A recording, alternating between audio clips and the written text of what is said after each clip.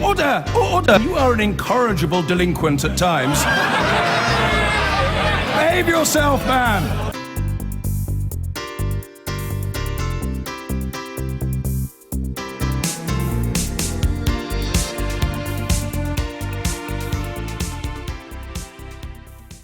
Before that, though, Michael Crick is here, the doyen of the doorstep, and a recent addition to the LBC presenting roster. Michael, it's fair to say that you have led from the start on this investigation into Conservative election expenses. Have you been surprised at how slowly, if indeed slowly is the right word to use, the rest of the media has picked it up?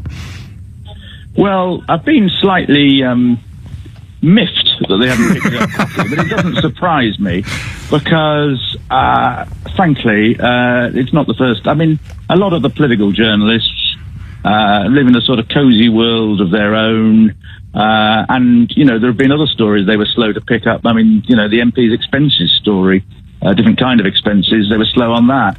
It's got a bit to do with ownership, hasn't it? This is your scoop, so other people don't really want to be riding in on your coattails. There is an element of that, yeah, and maybe the fact that I'm associated with them with the story puts them off. Oh, please. But people are slowly picking it up, and even the BBC now has been covering it a bit. So, and of course, there are important developments almost by the day at the moment. Indeed. I mean, yesterday it was quite extraordinary that the Electoral Commission, which after all is a government body, was taking to court the government party. Because the government party had failed to meet its deadlines for producing all the documents that the Electoral Commission has asked for. And I suspect that if the Electoral Commission has done its job properly, and we're getting the signs that they're being pretty robust on this, it may well be that the documents they ask for reveal an extraordinary amount more than we've been able to say on Channel 4 News over the last few weeks. I mean, this could be a much wider problem than we've reported. And as more details emerge, so the sort of the snowball of news gathers weight and gathers pace, where could it ultimately lead? Well, ultimately, worst or best case scenario, most extreme case scenario. Well, I suppose the most extreme case scenario is that several dozen MPs are prosecuted, convicted, and disqualified. And there have to be a whole series of by-elections in a whole series of marginal seats, possibly 30. I mean, that's the number of places we've investigated. So, look, we've found discrepancies so far. No, slightly less than 30, actually, about 26, 27. And you know, the government could conceivably lose its majority, at least for a while, until the by-elections are fought. I imagine a lot of the cases, they would probably win the seat back, but who knows? I think there are many hurdles to overcome before that. And there's the whole question of, you know, the law and how clear the law is and so on. But clearly the Electoral Commission are taking this very seriously indeed. And traditionally I've always rather regarded the Electoral Commission as a bit of a weak and feeble body. But they're showing their teeth, yeah. They are. And it's difficult for them because, of course, the Electoral Commission at the moment is begging the government to give more powers at the same time as it's causing the government huge embarrassment.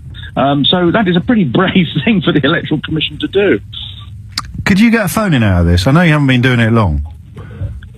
Could I what, sorry? Could you get a phone in out of this on Saturday morning? A phone in? Yeah. Well, I could, in the programme with David Mellor, yes, David doesn't really rate it that highly as a story, I have to say. Bless him. Bless his little cotton socks. We haven't really done it. So. No, but I don't know. I'm struggling. That's why you're here. I mean, partly because I think it's important to get the story out there, and partly because people are accusing me of being part of some sort of nationwide media conspiracy to cover it all up. I was just pointing out Channel 4 News is a pretty high-profile and prominent news outlet. But in terms of once you've established what the facts currently are and where they may lead, there's no real argument here. No one's going to ring in and say, well, if these people are found to have fiddled their expenses, they shouldn't be prosecuted. Well, I think one of the areas of argument is that, and a lot of the politicians will say, well, we've all been at it. And I think one of the interesting things about this story is the relative silence there's been, particularly from the Labour ranks and the Liberal Democrat ranks too. And certainly, I'm a political anorak. I've been pursuing this story, believe it or not, for 32 years. I believe it. Ever since having dinner in Chesterfield, in the Chesterfield by-election in 1984. I was told by a Liberal agent, not the one in Chesterfield, but one who'd been in other by-elections, about all the tricks they got up to. The Liberals and the Liberal Democrats and the old Social Democrats used to do this all the time, particularly in by-elections. The Labour Party in the new Labour years, they would spend huge sums of money on trying to win certain elections. I think it's more of a Conservative problem. In fact, if anything, I'd say up until now, the Conservatives have been the most law-abiding. I think it's become a Conservative problem because they've got more money these days than the other parties. And, crucially, they've got fewer activists. The activists they have are small in number and tend to be pretty old. And so what they're trying to do is to take full advantage of the activists they've got and ship them around the country to the places where they're needed.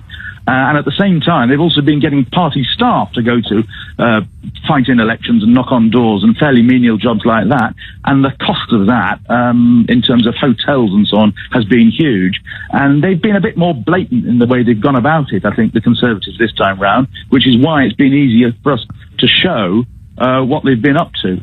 But I'm prepared to accept other parties have been doing this, have been doing it for a long time, and indeed other parties probably did it in the 2015 election. We just haven't managed to prove it. Well, you've got 32 years to crack on with it, Michael.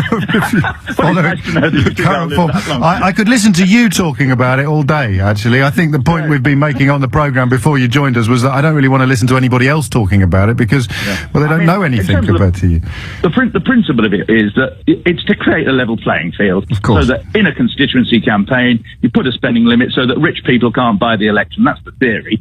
And indeed, there's a national limit as well for national spending. And that's where the confusion arises. What counts as national spending? What counts as local spending? And basically, what the Conservatives appear to have done is they appear to have what should have been local spending, and where there's a very low limit of 15,000 or so, depends on the number of voters, they've been saying, oh, well, that's really national spending, and putting it on the national books, and that's the kind of the creative accounting that seems to have gone on. Watch this space. Michael Crick, I'm going to go and put some post-it notes on David Mellor's computer so that you can talk more about this tomorrow.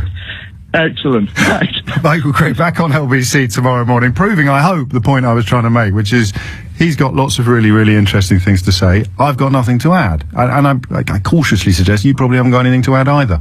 We'll find out. It may well be the case.